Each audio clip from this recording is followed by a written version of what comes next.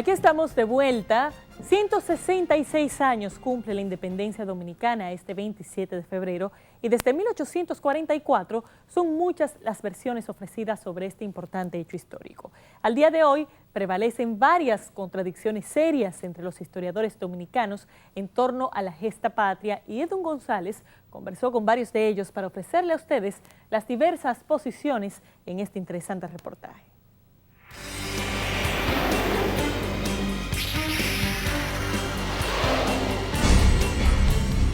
El relato de la historia independentista dominicana, enseñado en las aulas de la República, contiene muchos episodios oscuros y da honra a algunas figuras manchadas, de acuerdo a importantes críticos.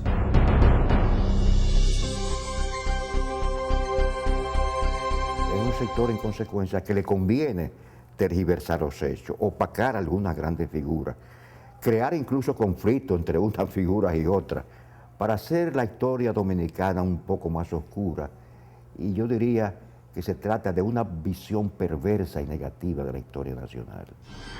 Nuestra historia patria no es una auténtica historia, ya que está llena de falsedades, vacíos, mitos y leyendas, dijo antes Juan Isidro Jiménez Grullón en su obra El mito de los padres de la patria, libro también lleno de cuestionamientos sobre el grado de patricios otorgados a Francisco del Rosario Sánchez y a Ramón Matías Mella.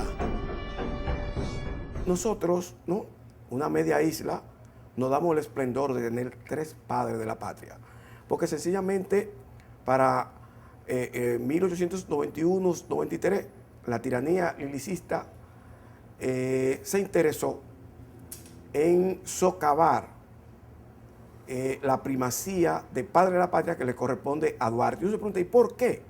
¿Por qué esto? El ganador del Premio Nacional de Historia 2005-2006 en la actualidad es uno de los principales defensores del mérito exclusivo de Duarte como padre de la patria dominicana. En un momento concreto se dice que Lili dijo que no, que había que establecer la tríada porque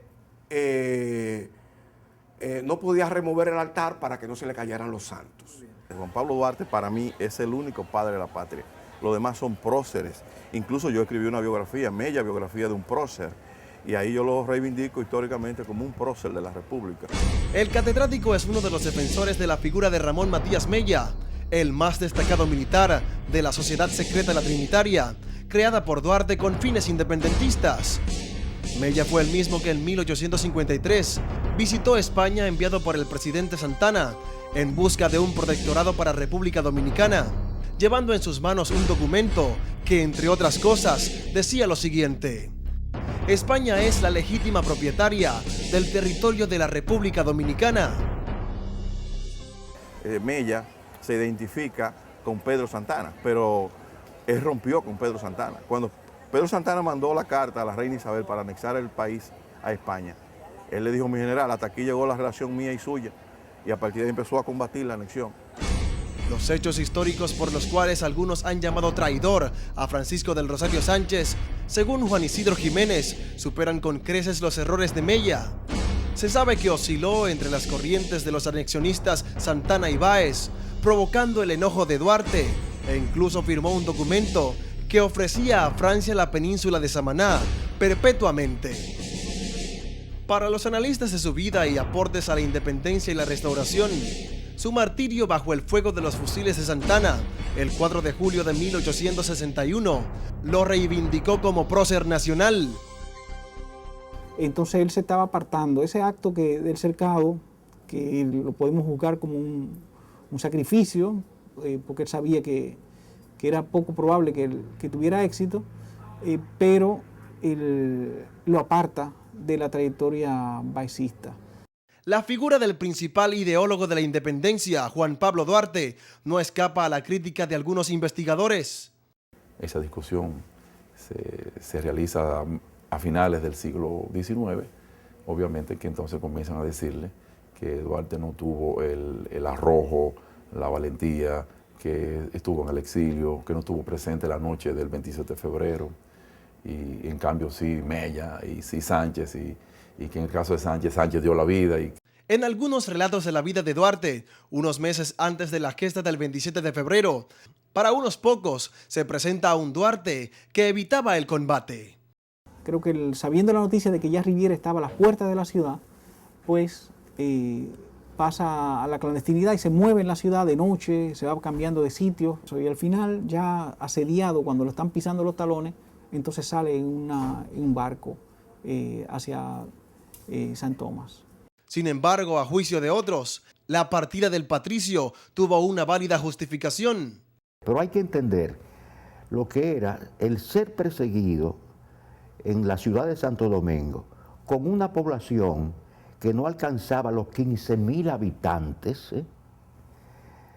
con unas fuerzas militares que prácticamente controlaban absolutamente el más mínimo movimiento de todas las familias dominicanas. Mas su escape de la muerte se prolongaría hasta después de proclamada la independencia del gobierno haitiano, lo que muchos no le perdonan, aunque otros intentan explicarlo. Y es que Juan Pablo Duarte, cuando retornaba desde Venezuela, sufrió en Curazao un acceso repentino de fiebre palúdica y la naturaleza pudo más que su sentimiento y fervor patriótico. Por la ausencia de Duarte en la mayoría de las batallas que reafirmaron su propósito de un país soberano, se ha escrito además que el patriota creador de la filantrópica no era un hombre dado a las armas. No, mira, yo creo que es un error también. Duarte era miembro de la Guardia Nacional.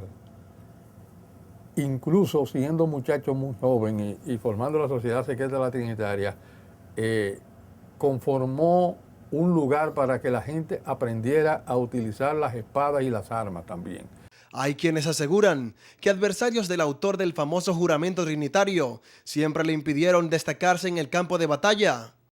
Cuando Duarte le está planteando a Santana atacarlo, a Riviere, Santana cabildea para que retiren a Duarte y Duarte es retirado.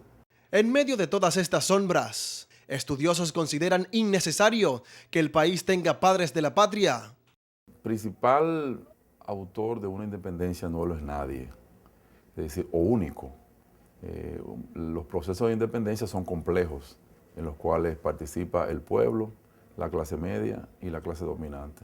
Que yo creo que no existen lo que se puede llamar padres de la patria, sino que los resultados son producto de movilizaciones sociales e históricas. Inclusive la celebración de la independencia dominicana ha tenido interesantes cuestionamientos.